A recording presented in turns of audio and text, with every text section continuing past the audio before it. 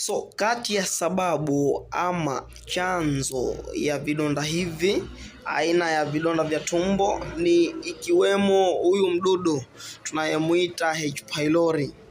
Huyu ni mdudu aina ya bakteria ambaye hupatikana katika vyakula tunavyotumia, hususan vilivyoathirika na mdudu huyu aina ya H pylori.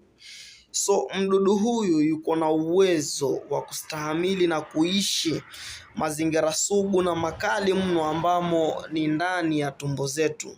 Kama tunavyojua, katika tumbo zetu kuko na hii kemikali ama asidi yenye hutengenezwa kwa minajili ya kuua jamzi zozote zenye ambazo zitakuwa zimeingia katika mwili wetu na kutusababishia magonjwa. So kabla zitusababishie magonjwa, hii acid hutumika kuvisambaratisha ama kuua aina ya jamzi hizo.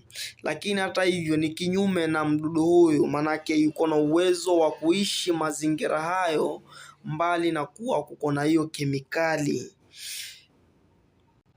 Kwa hivyo basi, baada ya mdudu huyu akishaingia kwa utumbo wako ama kwa tumbo lako, basi hukua, kuzaana na kisha kuongezeka na baadaye kuanza kuathiri ukuta wa tumbo lako na mwishoni kusababisha vidonda.